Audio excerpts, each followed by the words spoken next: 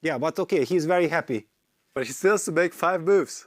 Okay, I had sometimes 6 seconds for 5 This moves was a in. bad move. Yeah, Rook G1 is a panic move. And Nicholas, what is the problem? Show us really quickly what's happening here. Alireza is about to make a move. Rook C6, only way to win. Rook C6, only way to win. He's playing reaching it. out. Yes. He's playing it. Rook C6.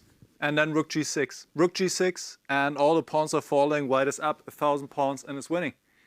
Wow, so he might have calculated it all. He had this 139 heart rate.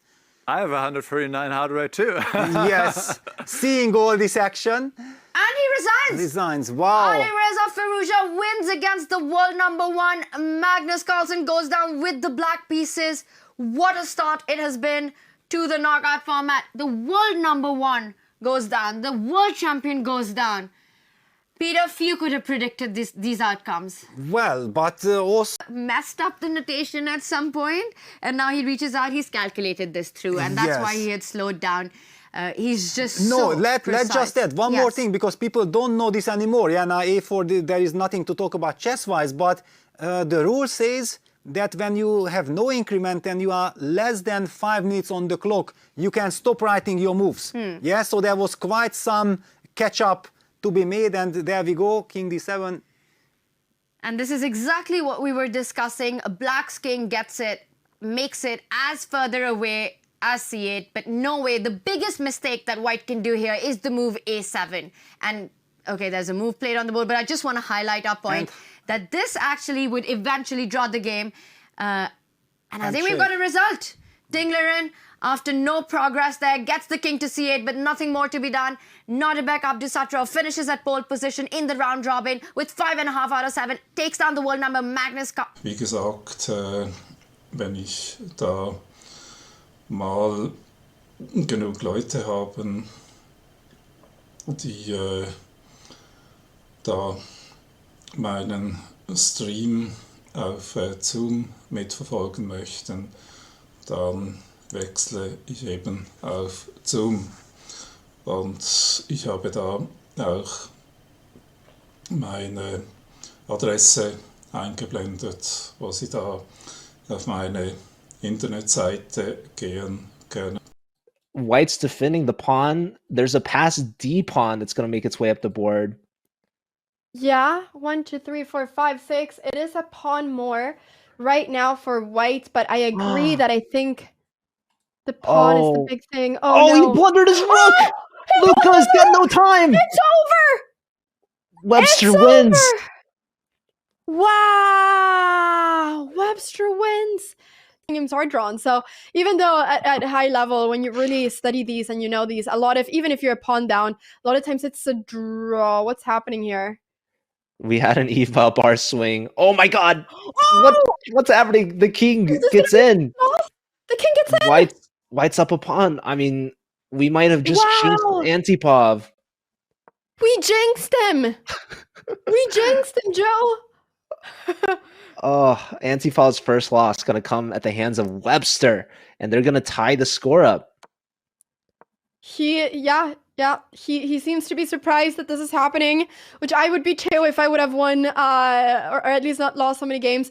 But he ends up losing this game. Wow, we really jinxed him, Joe. Playing I3, I spent a lot of time calculating whether f3, knight c5, bishop takes g7 works with the idea of king g7 followed by knight d4 with the threat of first of all the rook of b4 hanging, and also there's knight f5 or queen g3, knight f5, but I didn't see how to make it work after a5, queen g3, king f8, knight f5, knight e6, and g7 is protected.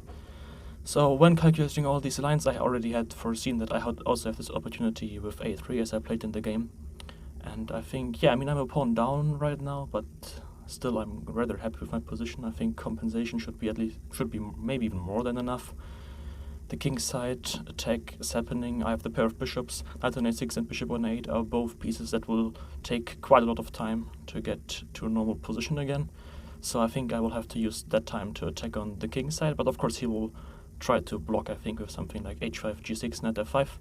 And yeah, then of course there again there are the dark squared weaknesses, but I think it will be a very complicated fight. This bishop is going to be a very happy piece on this diagonal, I believe. But maybe it's going to get flushed out by one of these knights.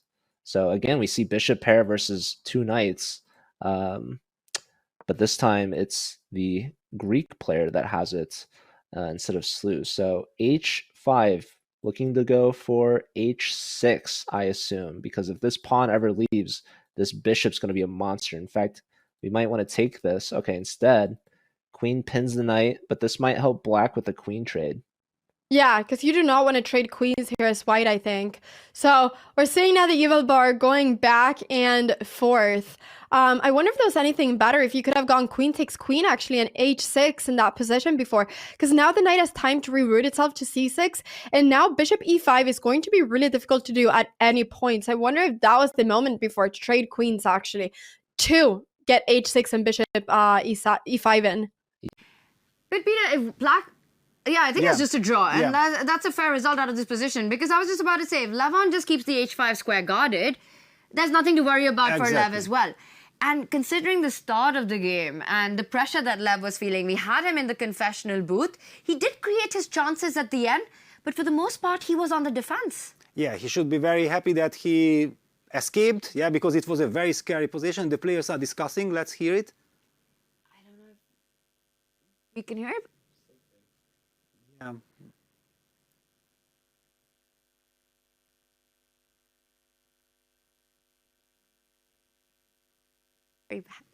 Yeah, and look at Levon. Yeah, basically his body language tells it. I escaped, right? It just shows that he's really relieved, and it's understandable. He was also the only player who survived with the black pieces. Yeah, and he will have tomorrow the white pieces to try to win that game.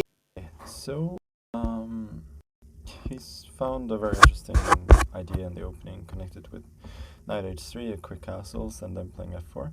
And I was thinking for more or less 20 minutes now, which means that I've spent like a third of my thinking time already, but that's kind of the point of this game. Anyway, I went for a really drastic measure here, bringing the knight from the queen side to the king side. I'm prepared to give up on the pawn on a7, I think, of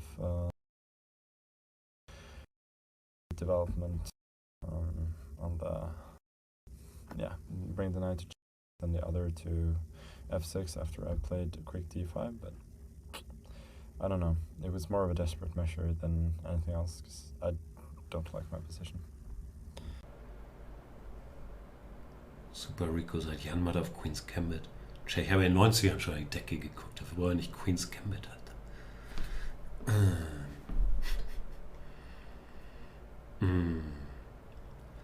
So.